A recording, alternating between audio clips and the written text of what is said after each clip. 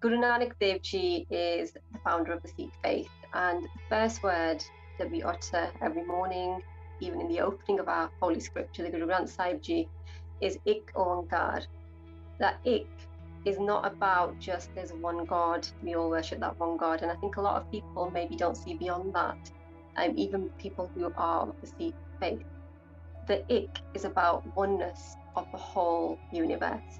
That oneness between each one of us sitting here today, to the trees outside, to everything. So that Ik, that oneness, we're constantly reminded to keep that in mind and live it. And with one of the other verses of the Guru Granth Sahib Ji that's at the very beginning is Pavan Guru Pani Pita Mata Tart Mahat. Pavan Pita, the air is our father. Pani Pita, Pavan Guru, the air is our guru, our teacher, we can't live without it. Pani Pita, water is our father. Mata Tart Mahat, the earth is our mother. And with Mother's Day, International Women's Day, this whole event seems so apt because there's no mother bigger than the earth who provides us with so much. The Sikh scriptures use a lot of references to nature in order to tell us how to live.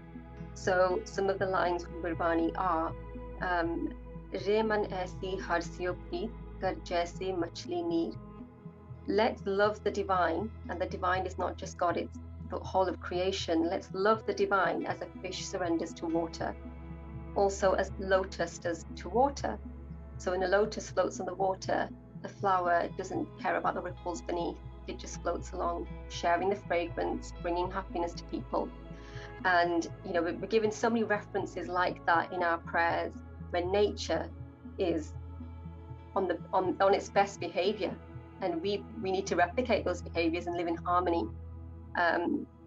Just as birds know when to migrate, when their resources are depleting, they're kind of aware of it. We as humans could take a lot from the natural world in how we should behave.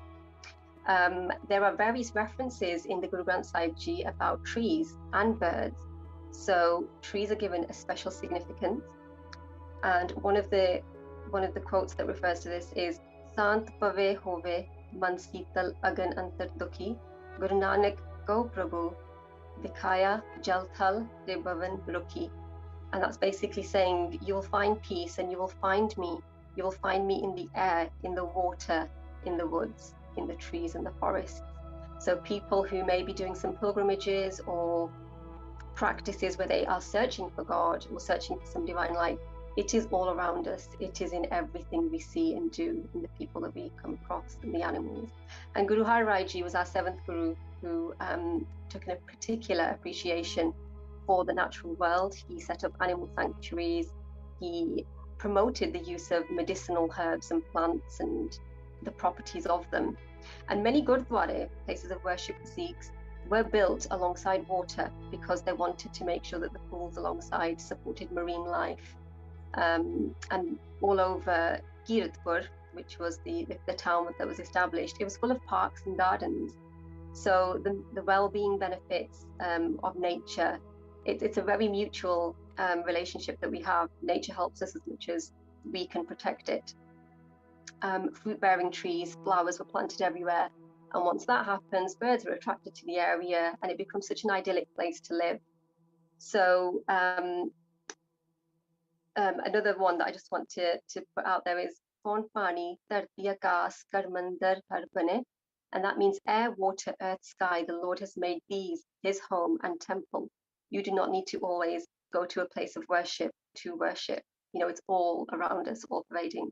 So I think some of it I'm probably repeating, but this is the nature of the way that messages are conveyed to us through Sikh scriptures. They're put in such different ways that each time it's read, you take something different from it. But the social justice side, I must mention that environmental impact and social justice, environmental justice goes hand in hand.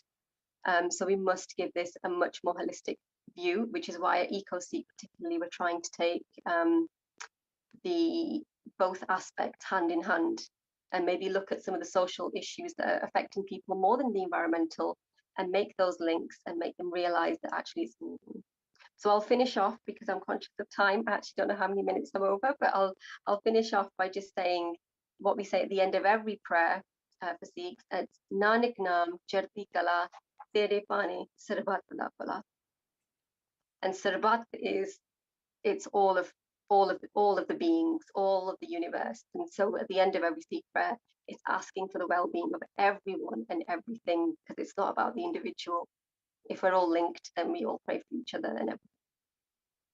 Thank you very much.